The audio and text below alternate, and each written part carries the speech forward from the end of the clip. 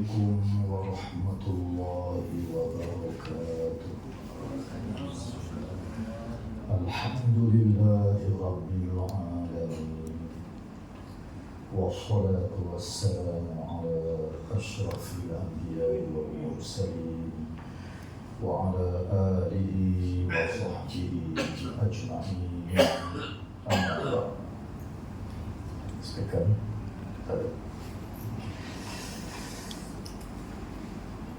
Kita masih lagi di bawah tajuk yang besarnya sembahyang musafir. Pada malam ini tajuk yang ketiga, mengqasar solat pada waktu haji, pada musim haji.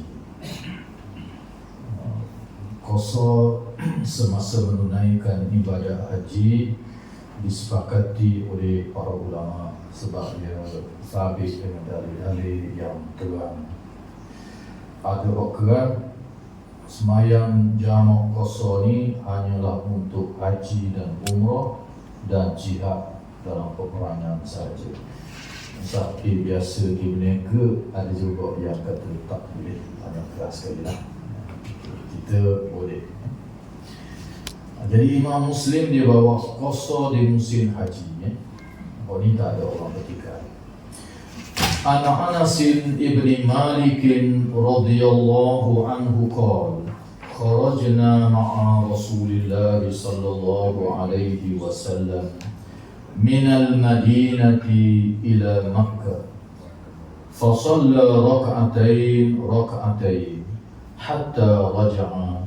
Qultu kam aqama bi Makkah? Qala 10. Wa fi riwayatin kharajna min al-Madinah ila al-Hajj. Dari Anas bin Malik radhiyallahu ta'ala anhu, dia berkata, Anas ni sahabat yang terkenal, kami pernah keluar bersama dengan Rasulullah sallallahu alaihi wasallam dari Madinah menuju ke Makkah. Lalu baginda solat Zuhur, Asar, Isya masing-masing 2 rakaat. 2 rakaatain, 2 rakaat. Maknanya yang boleh qasar ni ialah Zuhur, Asar, Isya. Boleh ringkas, gari tak boleh, subuh pun tak juga. Kalau musafir kecuali perang, semayang dalam keadaan takut, nanti kita akan bertemu. Kita baca dahulu ni dah, boleh 1 rakaat. Dalam keadaan biasa, semayang Zuhur, Asar dan Isya, Nabi buat rakaatain. Maghrib buat 3 lah, subuh buat 2. Sehingga bila? Sehingga Nabi balik, Nabi balik. Sehingga Nabi pulang di sini ialah pulang ke Madinah lah. Aku bertanya, berapa lama baginda tinggal di Makkah? Aku bertanya ni bukan Anas, iaitu yang bertanya ni seorang ulama tabi'in, nama dia Yahya bin Ishaq. Apabila Anas menceritakan demikian, dia tanya Nabi qasar ni daripada pergi sampai balik. Dia tanya berapa lama Nabi tinggal di Makkah. Baginda menjawab, baginda tu pun tukar. Ni Anas menjawab, perawi tadi ni. Nabi jawab, Anas dijawab 10 hari. Sebab Anas ni musafir bersama dengan Nabi. Nabi tak ada dah masa dia meriwayatkan hadis ni. Lalu Anas menjawab 10 hari. Nabi duduk Mekah ni 10 hari. Dalam riwayat yang lain, riwayat Muslim juga, kami keluar daripada Madinah untuk mengerjakan haji. Satu riwayat sampai ke qala 10 gitu je. Tapi dalam satu riwayat lagi, menurut yang lain, kharajna minal Madinah ilal Hajj, kami keluar daripada Madinah untuk menunaikan ibadah haji. 10 hari ini kerana menunaikan ibadah haji. Fathu Makkah ada bilangan yang lain pula. Okay. Berhubung dengan semayang qasar ini, dalam hari ini sebut 2 rakaat. Jadi yang boleh qasarnya saya sebut tadi Isya, Zuhur, Asar. Ibnul Munzir, seorang ulama yang terkenal dalam mazhab kita, Al-Imam Syafi'i, dan juga ulama hadis yang besar, dia kata menjadi ijma' di kalangan para ulama daripada berbagai mazhab bahawa solat ini boleh dikosor. Yang 4 rakaat ni boleh jadi 2. Semua sepakat. Al-Imam An-Nawawi rahimahullah ta'ala anhu menyatakan jumhur ulama, majoriti para ulama, boleh solat qasar ini untuk perjalanan yang harus. Ikutlah perjalanan apa pun. Ini mazhab kita. Jumhur ulama dalam mazhab lain pun gitu ya. Jumhur ulama termasuk mazhab kita dan sebahagian mazhab yang lain. Dalam perjalanan yang mubah, yang harus saja boleh kita qasar dan jamak. Kalau musafir itu haram, tak boleh qasar lah dan tak boleh jamak. Okay. Walau bagaimanapun ini khilaf di kalangan para ulama kepada beberapa pandangan. Yang pertama, antara pandangan yang lain, dia kata boleh qasar ni apabila ada rasa takut dalam perjalanan kita. Sebab ayat yang kita baca dulu ada sebut takut. Dia tengok surat sebelah. Jadi ada segelintir ulama yang masih pegang ayat ini, walaupun hadis itu terang. Pokoknya ayat berkenaan dengan perang. In khiftun an yaftinakumul ladzina kafaru. Bila kamu takut, maka ada yang pegang zahir ayat ni. Dia kata musafir ni ketika takut. Kalau tak takut terhadap musuh atau sesuatu dalam perjalanan, tak boleh qasar. Itu satu pandangan. Okay. Pandangan yang lain lagi, boleh melakukan qasar dan jamak ini hanyalah dalam perjalanan bagi menunaikan ibadah haji, umrah dan perang. Sebab Nabi buatnya tu je dalam musafir Nabi, dia haji, dia umrah, perang. Lain itu jalan saja tak ada. Maka dia tengok dalil-dalil ni, dia kata orang ni je ada dalam hadis. Tapi ini pandangan minoritas lah.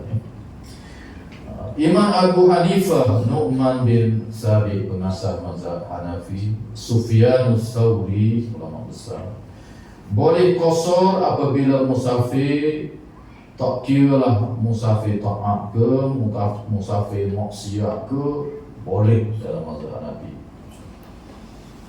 Nak pergi buat maksiat di Kuala Lumpur, perjalanan boleh qasar dan jamak semacam. Jamak qasar ni dia kira musafir, boleh hadiah daripada dia buat dosa tu satu hal yang lain pula lah. Bila sampai dia walaupun niat dia gitu, boleh ada sampai dia tak jadi buat jahat. Dia kira musafir dia. Dalil-dalilnya royak musafir dia, ada royak kerana taat, kerana maksiat, Nabi tak ada royak dia. Tak ada dalam dia sebut itu, tak ada. Ini ijtihad. Ijtihadnya kerana ini adalah anugerah Allah. Kita pula kata tak boleh ni, majoriti kata tak boleh kerana ni hadiah daripada Tuhan. Nak buat maksiat tak tahyuk, ambil hadiah. Gitulah. Perbahasannya tak akan habis. Dalil-dalilnya tak ada yang jelas berhubung dengan, sebab itu berlaku khilaf. Jadi sebahagian ulama maksiat atau maksiat pun boleh jamak qasar. Tapi mazhab kita dan jumhur ulama, majoriti para ulama, mestilah perjalanan yang harus, paling kurang harus. Sunat lagilah, wajib haji umrah apa lagilah. Saja-saja begitu. Yang harus niaga ke apa ke, nak pergi tengok bola harus tak? Tuan juga jawab harus gitu.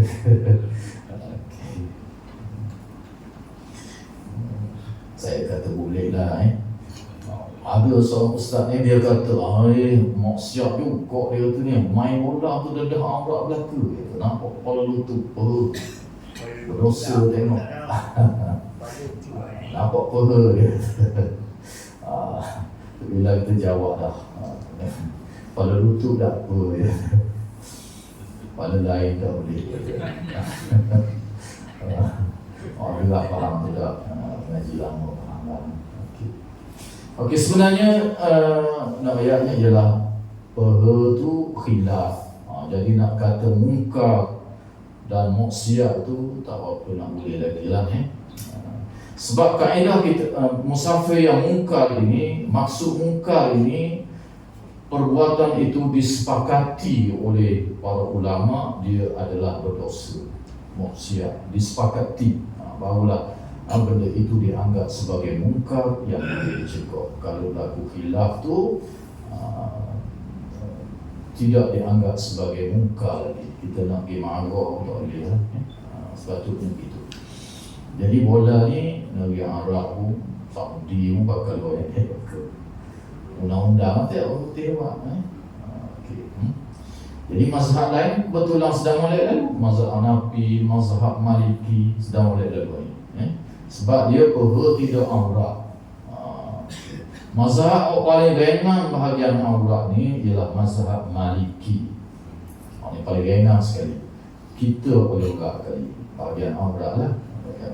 Mazhab Maliki saya sebut dah dulu, aurat dia dua kemaluan depan dan belakang. Tutup tu tak apa. Sebab hadis-hadis yang banyak yang telah kita baca dulu dalam Sahih Muslim dan ada dalam Sahih Bukhari, bahawa perha ni tidak aurat. Ramai yang berkata termasuk Imam Bukhari dan imam-imam hadis bukan tidak aurat sebab hadis-hadisnya sahih. Antaranya tak baca dulu lah, kita ngaji supaya faham. Nabi pernah terdedah perha dia. Abu Bakar main melawak di rumah dia, Nabi tak tutup. Tua pun aurat juga. Masuk Sayyidina Umar, Nabi tak tutup. Masuk Sayyidina Uthman, Nabi tutup. Lalu apabila orang yang balik, semua sahabat ni balik, isteri Nabi tanya, pasal apa Abu Bakar mari tak tutup, Umar mari tak tutup, mari Uthman engkau tutup ya Rasulullah. Rasulullah kata, kenapa aku tidak tutup? Kerana aku sangat malu pada Sayyidina Uthman. Sayyidina Uthman ni orang yang dimalui oleh malaikat, kata Nabi. Jadi ada alasan lain dia tutup, bukan kerana aurat. Kalau kerana aurat dia tutup juga, tak dia bakar lagi. Begitu juga hadis Bukhari, buku hadisnya sahih dalam Bukhari. Dalam perang Khaybar, Nabi naik unta bersama dengan seorang sahabat, Usamah bin Zaid, cucu dia. Dalam perjalanan tu Nabi pergi cepat sehingga dia selok kain dia, nampak perha dia yang putih melepak. Kata Usamah bin Zaid, dalam tempoh yang lama. Dalam riwayat Bukhari disebut dengan terang bahawa Nabi yang selok kain itu. Tapi ulama-ulama dalam mazhab kita dia takwil hadis ni, dia kata boleh jadi ditiup oleh angin, tak sengaja begitu gini, panjanglah perbahasannya. Tapi kalau dalam Sahih Bukhari itu terang Nabi yang selok dalam tempoh yang lama. Usamah nampak dan mesti ada lagi orang-orang lain di sekeliling tu dalam perjalanan perang. Nabi tak tutup. Maka ini menjadi dalil-dalil yang kukuh. Dalam Bukhari juga orang pernah tanya Sayyidina Umar Ibn Khattab, semayang zaman Nabi pakaian lagu mana? Sayyidina Umar menceritakan ada lebih kurang 8 gitu lah. Dia punya dipanggil apa? Fashion pakaian para sahabat di zaman Nabi sallallahu alaihi wasallam. Pakai jubah, pakai qamis, pakai lidah, pakai izar, pakai kain dan pakai macam umrah tu lah, pakai kain kuala tani, kain bawah, ada lebih kurang 8. Salah satunya Sayyidina Umar kata dia pakai lidah tutup atas belakang, kemudian dia pakai tubang terberalih tubang.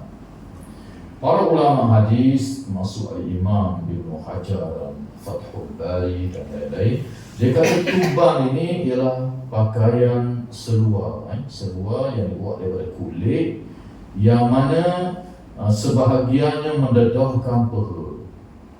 Seluar pendek yang mendedahkan perha. Perha tu nampak buat daripada kulit, tapi perha tu nampak.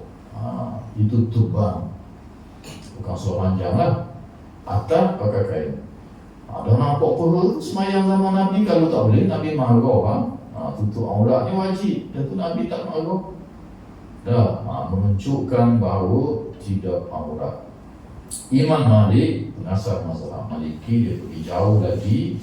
Dia kata kalau perut tak aurat, mazhab Hanbali pun tak aurat, Imam Ahmad dan kalau perut tak aurat, Imam Malik tanya, dah perut tu sampai kat mana? Dia tanya, perut tu sampai kat mana? Maka orang Arab macam orang Melayu buat dia buat. Sampai ke atas ni pun dia panggil cawang perut lagi. Jadi sampai ke atas ni pun, ni atas ni panggil perut lagi ni. Cawang sini pun panggil cawang perut lagi. Dia kata kalau kapal atas mana aurat ni, depan belakang tu dah kena tutup sungguhnya. Kalau duduk dalam rumah ni bakal suara dalam musuh sakit dia malu juga ada. Tapi tak so tak no jangan apa. Aku suruh orang Malaysia baca suplemen bakal. Sebab itu kalau saya sebut ni supaya kita terbuka. Nanti kita pergi luar negara, kita tengok luar negara ni toseh tengok ganggu anjang ni, mayang mandi kolam. Saya sebut dulu masuk waktu ya naik atas tepi kolam tu, azan, iqamah, mayang bakal pendek gitu je. Jadi kalau kita tak biasa, kejut mana puasa kita ada tak ada ini. Orang ni dia ada tanya, dia kerja di Kelantan Minyak, dia kata orang awak ni aku untuk kita kini tapi semayang pakai seluar pendek.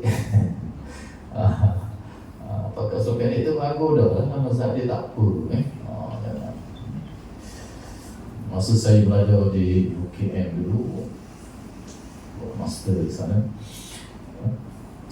kawan-kawan tanya pasal apa orang Arab ni tu orang Saudi, orang Kuwait mari Malaysia ni hak puang dia bagus, pakai burdah, nampak mata dua T, hak lelaki pakai seluar pendek kata.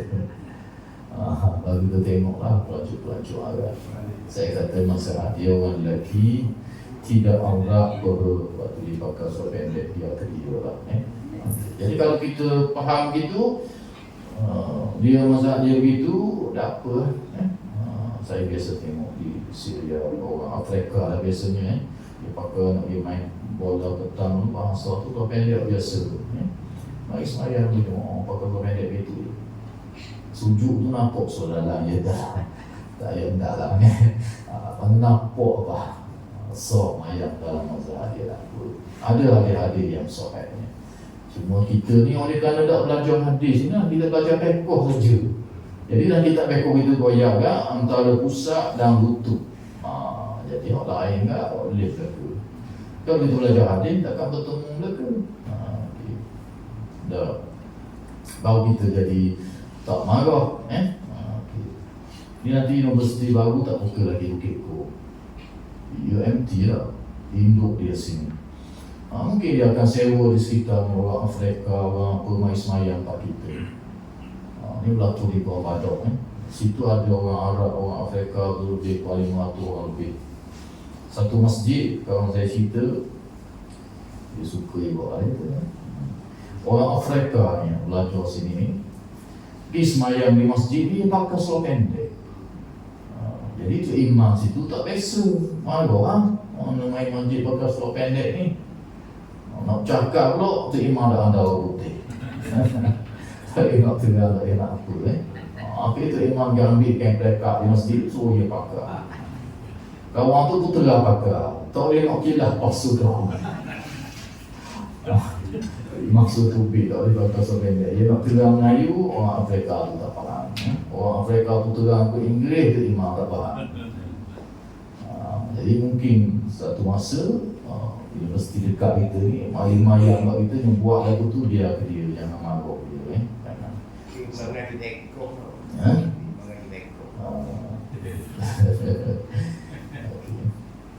Kemudian berapa harikah kita boleh puasa dan boleh jamak solat ini apabila kita musafir. Dalam hadis kita baca ni pun tak terang juga, cuma tanya Nabi duduk Mekah tu dalam masa 10 hari.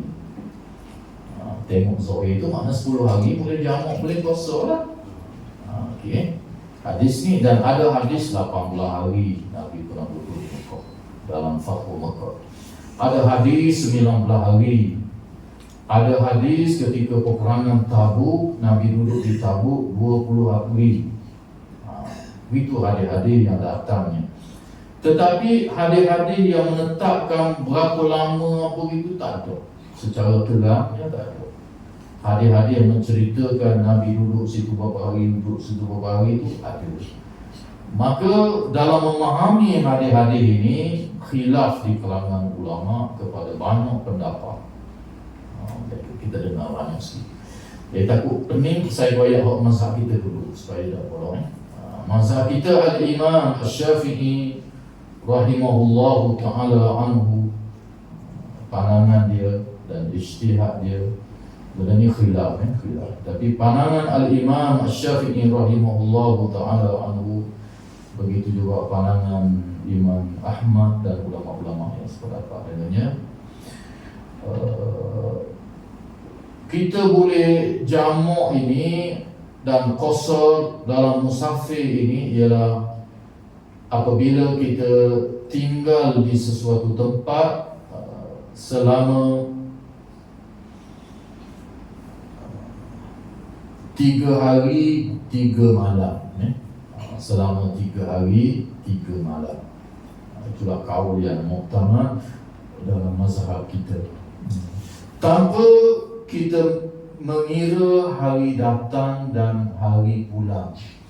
Itulah yang ada dalam kitab-kitab fiqh mazhab kita, Al-Fiqhul Manhaji, Profesor Dr. Mustafa Bura, Al-Muqtamad, Profesor Dr. Muhammad Az-Zuhaili, dan kitab-kitab Turas yang lama. Begitulah 3 hari 3 malam. Tetapi jika berniat tinggal di suatu tempat selama 4 hari, maka tidak boleh lagi diqasar dan dijamak. Apabila kita sampai di tempat tersebut, payah sikit apa dengan mereka. Hak yang boleh jamak qasar dalam mazhab kita 3 hari 3 malam. Tetapi jika sekiranya kita nak pergi bermukim di suatu tempat 4 hari, lebih daripada 3, nak pergi Kuala Lumpur ada kursus seminggu ataupun 4 hari, ataupun 5 hari ataupun ke atas lah, keras sikit mazhab kita bab ni, iaitu kita sudah tidak boleh nak jamak dan qasar lagi apabila kita sampai di tempat yang kita niat nak bermukim sebanyak 4 hari atau lebih.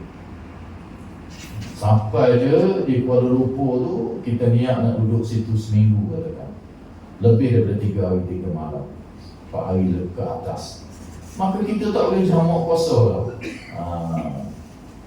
Tapi amalan orang Melayu kita ni, dalam 3 hari tu dia jamak macam dia qasar lebih daripada tu baru dia buat tamak.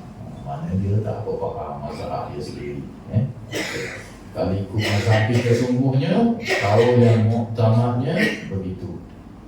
3 hari 3 malam, tak masuk hari mari dan hari kita balik. Kita mari memang boleh jamak, kita balik musafir pula memang boleh jamak dan qasar. Macam mana 3 hari? Katakan kita pergi Kuala Lumpur hari adalah hari esok, hari Jumaat, Sabtu, Ahad, Isnin. Hari Selasa yang kelima kita nak balik. Kita pergi esok Jumaat, maka hari Jumaat tu tak dikira, dia kira hari pergi. Ada kira. Yang kita kiranya hari Sabtu itu, hari Ahad duduk situ, hari Isnin duduk situ. Boleh jamak qasar. Esok kita balik, baru tak kira. Hari yang keempat tu tak kira juga, kita boleh jamak juga. Sebab kita nak musafir dah. Pak Zuhur kita nak balik, nak jamak selalu, jamak takdim Zuhur dengan Asar boleh. dan terus balik ke Terengganu kita.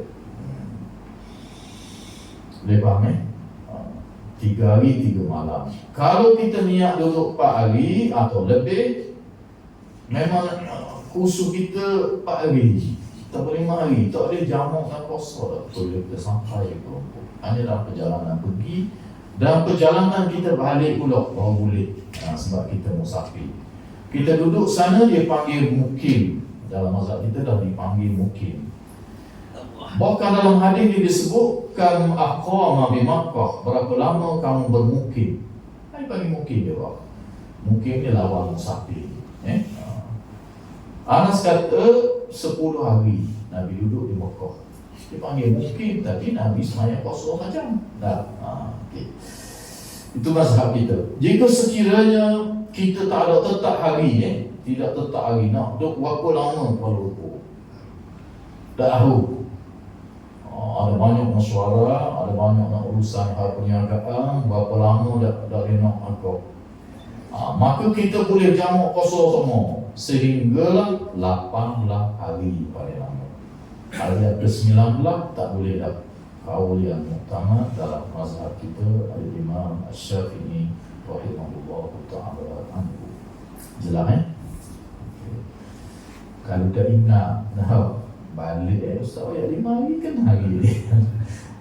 Saya ayat 3 hari tak ingat dah. Okay. Balik tengok buka YouTube surah kita, tengok semula ni.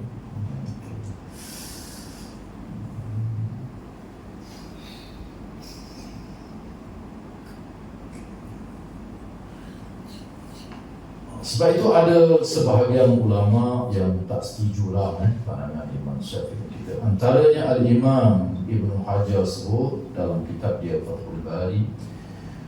Al-Imam At-Tahawi menyatakan bahawa ijtihad Al-Imam Asy-Syafi'i ini tidak pernah disebut oleh orang yang sebelum daripada Imam Syafi'i. Ijtihad dia lah. Sebelumnya tak ada orang sebut begitu. Okay. 4 hari baru 3 hari 3 malam je. Sebab orang dulu baca hadis ni Nabi di Mekah 10 hari, perang Fathul Mekah 18 hari, perang Tabuk 20 hari, Nabi kosong dan Nabi jamak. Tapi ijtihad Imam Syafi'i nya 3 hari 3 malam. Walau bagaimanapun Imam Ahmad kata dia menerima riwayat bahawa Imam Malik pun ada satu pendapat dia menganggap 3 hari 3 malam juga. Okey, ini khilaf lah. Pasal apa Imam Syafi'i berpendapat demikian? 10 hari ini dia fahamnya musafir daripada Madinah sampai di Mekah hari yang ke-4, hari yang ke-5, hari yang ke-6, hari yang ke-7, hari yang ke-8 Nabi pergi ke Mina. Pergi ke Mina hari yang ke-8. Jadi hari yang ke-4 sampai dah 3, hari yang ke-5, ke-6, ke-7, 3 hari je Nabi duduk Mekah. Lepas tu Nabi pergi ke Mina. Ini pandangan Imam Asy-Syafi'i rahimahullah ta'ala anhu. Dalam hadis ni tak ayat dah. Jadi sebab itulah dalam fiqh ni, dalam ilmu usulul fiqhi, dalil-dalil ni dia ada 2 jenis. Yang pertama dipanggil zanniyatud dilalah, yang kedua dipanggil qat'iyatud dilalah. Pendalilan di atas dasar sangkaan, dalam dalilnya tak terang. Termasuklah dalam bab tempoh nak musafir ni berapa lama boleh semayang jamak kosong, tak terang hadis-hadisnya. Cuma riwayat-riwayatnya Nabi pernah duduk dalam tempoh hari sekian-sekian di Quba, di Mekah, di Tabuk, maka berlakulah pelbagai pandangan. Di sana ada satu lagi dipanggil qat'iyatud dilalah, pendalilan tu bertaraf pasti. Tak boleh nak tafsir. Seperti semayang 5 waktu, Zuhur 4, Asar 4, Maghrib 3, Subuh 2. Nabi membuat begitu, Nabi membuat begitu, semua para sahabat buat begitu. Tak ada buat cara lain daripada itu, tak ada. Maka dia terang dalam hadis-hadisnya, maka tidak ada khilaf di kalangan ulama. Jadi kalau bertaraf sangkaan ni, tak apa nak kuat ni, berlakulah khilaf. Dan syariat kita mengizinkan, Nabi sendiri pun mengizinkan ijtihad ini berlaku di peringkat sahabat lagi. Masa Nabi masih hidup lagi, para sahabat sudah berijtihad dalam perkara-perkara yang mereka berbeza pandangan. Selalu saya sebut, contohnya dalam peperangan lawan Yahudi Khaybar, Nabi ceramah di Masjid Nabawi. Semua sahabat dengar. Jangan sembahyang asar, Nabi kata, melainkan di Khaybar. Itu ucapan Nabi, semua dengar. Tapi sampai tengah jalan dekat dengan maghrib, Khaybar tak sapa lagi. Situ timbul persoalan. Quran kata solat ni kitaban mawquta, waktu sudah ditetapkan. Jadi kita tak boleh semayang di Khaybar. Kalau semayang di Khaybar, habislah asarnya. Kena semayang asar. Dan Nabi kata tak disuruh pergi semayang asar di Nun. Tu makna Nabi suruh kita pergi cepat, biar dan semayang asar di Nun. Tu maknanya. Tetapi sebahagian sahabat pegang nak zahir Nabi. Dan Nabi kata jangan semayang asar, melainkan di Khaybar. Tak semayang. Sehingga luput asar. Siapa di Khaybar? Maghrib. Semayang asar dalam waktu maghrib. Apabila Nabi sampai, para sahabat tanya Nabi, Nabi tak ada apa dua-dua ni. Iyalah ke? Ini menunjukkan bahawa ijtihad itu zaman sahabat lagi sudah berlaku dan Nabi membenarkan. Apabila ucapan Nabi itu dipaham dengan pelbagai erti, ni faham gini, ni faham gini, maka begitulah akhirnya menjadi mahal ijtihad dipanggil dalam ilmu usul fiqh, tempat yang boleh terjadinya perselisihan para ulama, termasuklah dalam menentukan hari-hari dalam musafir. Okay. Saya sebut lagi pendapat yang seterusnya, ini pendapat yang kedua, ini luar mazhab kita, iaitu mazhab Sufyan Tsauri dan seluruh ulama Kufah di zamannya. Boleh kosong sampai 15 hari, ada dia 15 hari je. Lepas tu tak boleh tak. Yang ketiga, Al-Imam Al-Auza'i, ulama besar, dia ada mazhab dia sendiri juga, hanya boleh sampai 12 hari sahaja. Dia bermukim di satu tempat 12 hari, dia boleh jamak, dia boleh kosong. Lebih daripada tu, dia kena buat tamam. Al-Imam Ibn Hazmin Al-Andalusi daripada mazhab Az-Zahiri, dia kat di sisi dia hanyalah 20 hari. Lebih daripada tu tak boleh. Dan dia menolak pendapat-pendapat yang lain. Antara hujah dia ialah hadis yang sahih, peperangan Tabuk, Nabi berada di sana 20 hari, Nabi jamuk dan Nabi kosong. Kalau dia sedar tu tak apa. Dan Nabi buat salah apa lagi. Jadi kalau orang buat gitu, kita salah apa. Kita buat diri boleh. Orang buat sendiri pun boleh. Nabi buat, kita ikut Nabi. Itu dia. Dia ada dalil, ada apa, asal kita belajar, kita tahu ada sandarannya. Tak apa kan. Okay. Pandangan yang ke berapa? Yang keenam, Ishaq ibn Rahawai, dia ada mazhab dia juga. Ishaq ibn Rahawai ini kata 19 hari, kerana ada hadisnya di Mekah Nabi pernah duduk 19 hari. Ishaq ibn Rahawai ini dia sempat dengan Imam Syafi'i, dia lahir tahun 161 Hijrah. Dia sempat dengan Imam Ahmad bin Hanbal, dia ambil hadis dari Imam Ahmad bin Hanbal, dan Imam Ahmad pun ambil hadis daripada dia. Ulama-ulama besar banyak sempat, dia sempat, dan termasuklah anak-anak murid dia pun ulama-ulama yang besar. Imam Bukhari pun belajar dengan dia, Ishaq bin Rahawai.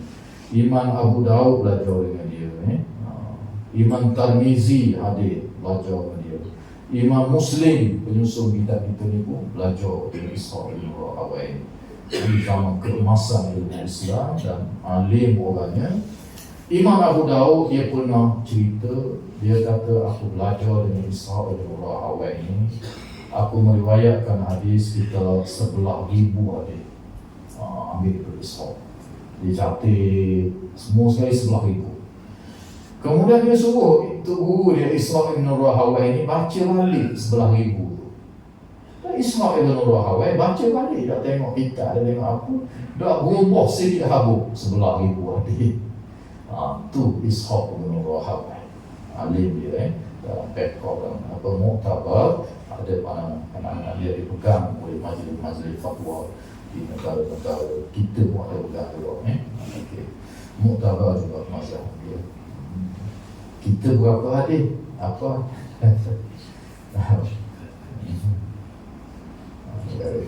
Yang sebelah hadis tak berubah kata.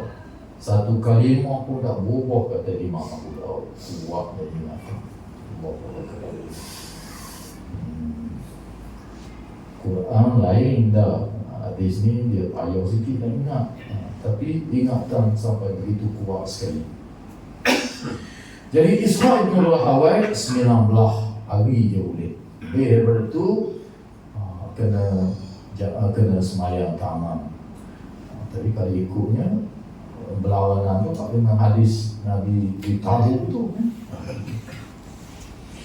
Dan banyak lagi pendapat-pendapat yang berbagai juga. Ringkasannya semua pendapat-pendapat tadi ada dalil-dalil tadi, tapi dalil tadi tak terang bukan Nabi tetap, cuma Nabi duduk situ banyak tu. Tak tetap. Jadi sebahagian ulama lagi yang mengkaji secara keseluruhan ni, dia tengok jumlah-jumlah hari yang pelbagai ini dan pandangan ulama dan mazhab yang pelbagai ini, mereka membuat rumusan bahawa yang sebenarnya tak ada menetapkan jumlah hari. Tak ada, daripada Nabi sendiri tak ada. Jadi kalau kita rasa kita dalam musafir, memang kita tidak niat nak bermukim di situ, kerja kita tak selesai, ikutlah berapa lama pun. Ini sebahagian lagi pandangan ulama yang terakhir yang saya bawa. Antara hujah-hujah yang ulama yang terakhir ni, tak ada hak masa ni, antaranya ialah riwayat yang diambil daripada Nafi' yang meriwayatkan bahawa Abdullah ibn Umar radhiyallahu taala anhu pernah berada di Azerbaijan selama 6 bulan. Dia terus sembahyang jamak dan qasar dalam tempoh 6 bulan.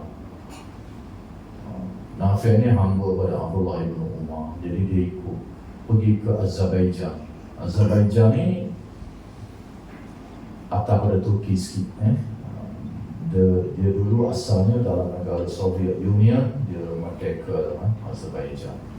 Antaranya ialah buah delima dia dianggap sebagai buah delima nombor 1 dalam dunia. Tanah berbukit dan suhu kualiti buah-buahan dia sangat baik. Jadi Islam sudah sampai dalam sahabat lagi di sana. Azerbaijan ni Abdullah bin Umar pernah duduk 6 bulan. Dalam tempoh 6 bulan tu memang dia tak niat nak duduk situ. Nak balik ke Madinah, dia jamak dan qasar dalam tempoh 6 bulan. Begitu juga dengan Anas bin Malik, pernah duduk di Syam, di Syria. Dalam beberapa tahun dia terus qasar sembahyang. Sahabat sendiri.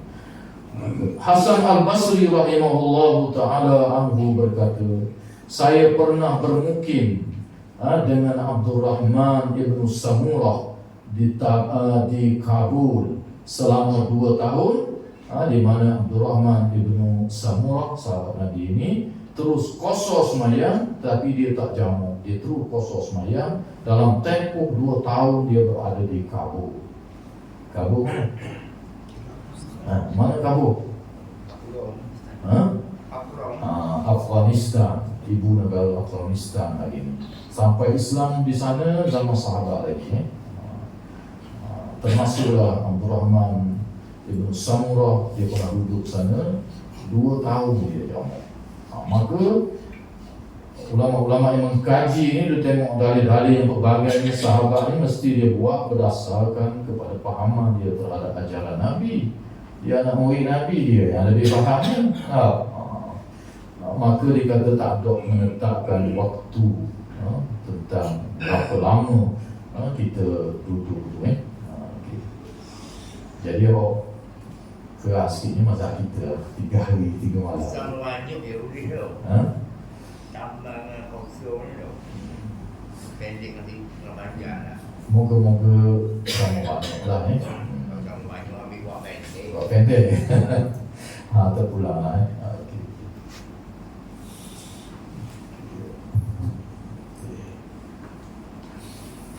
InsyaAllah.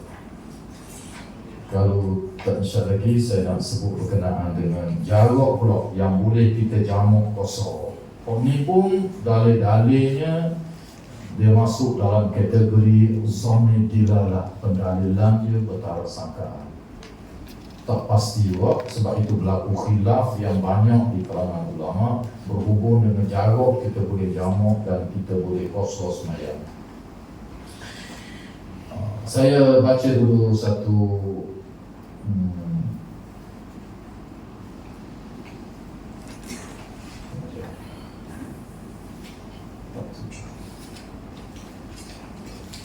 hadis riwayat Imam Muslim. Kita ni Imam Muslim juga, tapi saya tengok tak ada. Sebab kita ni ringkasan yang dibuat oleh Al-Imam Az-Zahabi. Dia tak buat ni, tak dalam penuh pun ada. Okay, tak dalam penuh dia ada. Antaranya saya baca. An Anas radhiyallahu anhu qala kana Rasulullah sallallahu alaihi wasallam idza kharaja masirata thalathati amyalin aw farasikh shalla rak'atain. Rawahu Imam Muslim. Ini kitab ni saya ambil kitab Bulughul Maram, saya mengajar di surah 9.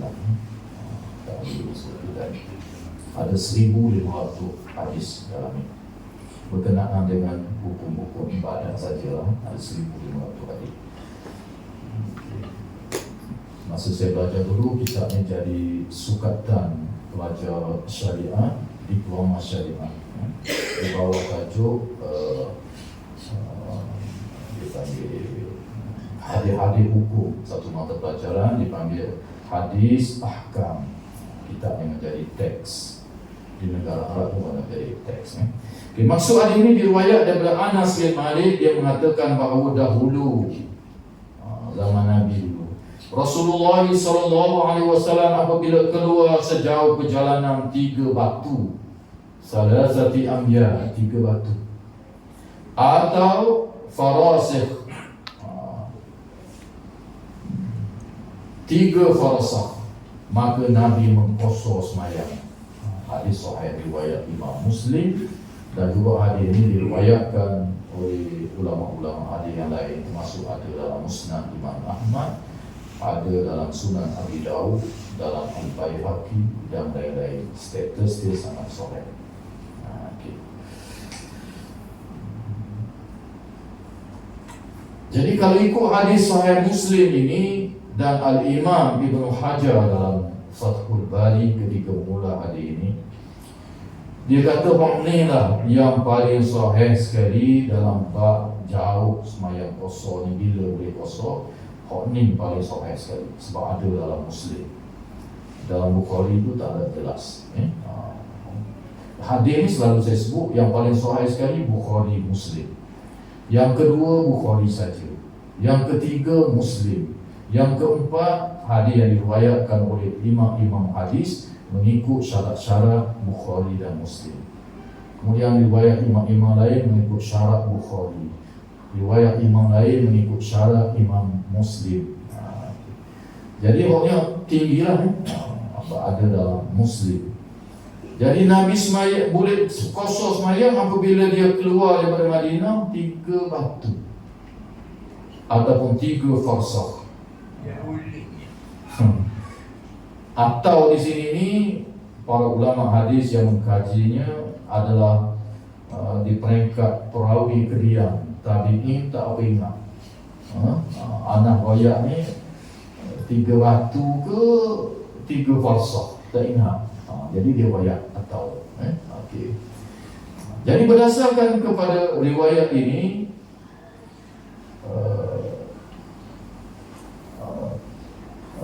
3 batu je boleh qasar dah semayang. Nabi qasar dah 3 batu ni berapa kilometer dia 1 kilometer ni 0.62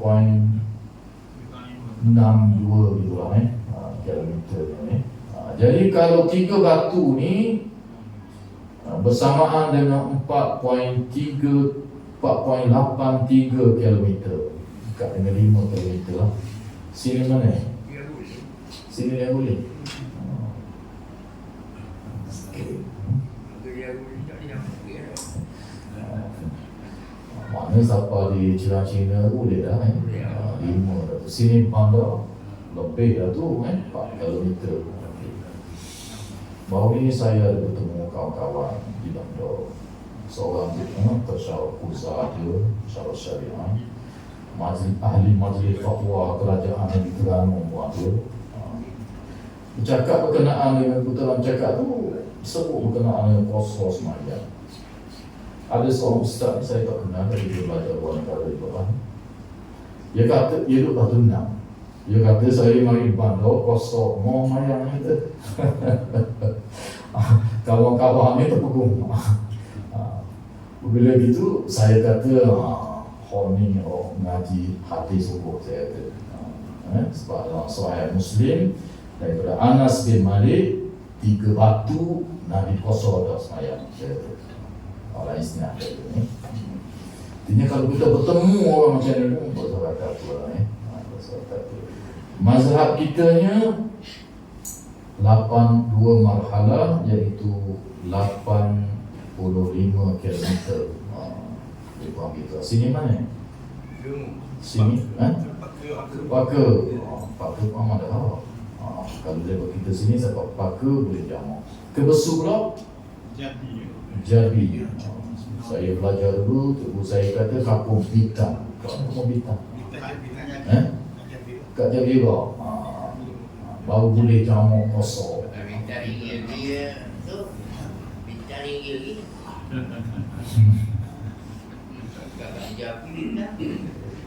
Al-Imam Ibnul Munzir ulama besar dalam ilmu hadis dan fiqh. Dia kata berhubung dengan perkara ini tentang jarak boleh jamak dan kosor ini telah khilaf ulama kepada 20 pendapat.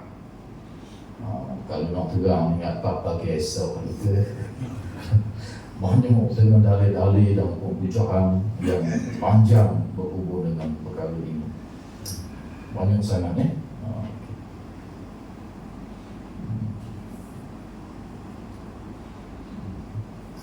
Sebahagian ulama apabila kita melempasi sungai boleh jamak dah. Sebab dari agak ni jarang ada sungai. Memang dia kayu dia jamak. Kita singgah sungai banyak sikit. Tu bila kita nak sini ada sungai dah. Boleh kosong dah satu dah. Besar lah kita. Sebahagian ada menetapkan perjalanan kita 1 hari 1 malam. Dalil-dalil tak pupuk belaka. Ada mazhab yang menetapkan perjalanan 3 hari 3 malam. Sebahagian mazhab meletakkan perjalanan kita nak pergi ke suatu tempat, kita ada orang bermalam di situ. Tak tahu mana tapi nak bermalam di situ, musafir dah boleh kira. Maka dirujuk kepada bahasa pun tak menentu juga. Boleh panggil musafir lah ke mana. Itu di antara punca-punca yang menjadi khilaf kepada para ulama, lebih daripada 20 pendapat.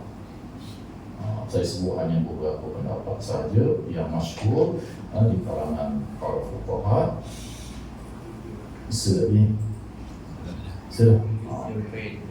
Jadi saya sebut sebahagian saja, cuma nak bagi tahunya bahawa ada paling singkatnya ialah 3 mil, 3 batu. Ianya sabit dalam Sahih Muslim, dalam Musnad Imam Ahmad, Abu Daud dan lain-lain lagi. Hadisnya sahih. Kalau orang pegang ni kita salah apa. Kalau kita bertemu pertama orang belajar hadis Pakistan dia tengok adik-adik ni dan dia amal kita yang nak berpegang pada mazhab kita pun 2 marhalah, iaitu 85 km pun tak apa. sekali itulah sahaja kuliah kita pada malam ini, biar kita tahu luas apabila kita bertemu, kita tak rasa pelik orang yang seperti itu, insyaAllah. Pada itu sahaja aku qauli hadza wa astaghfirullah wa lakum. Wassalamualaikum warahmatullahi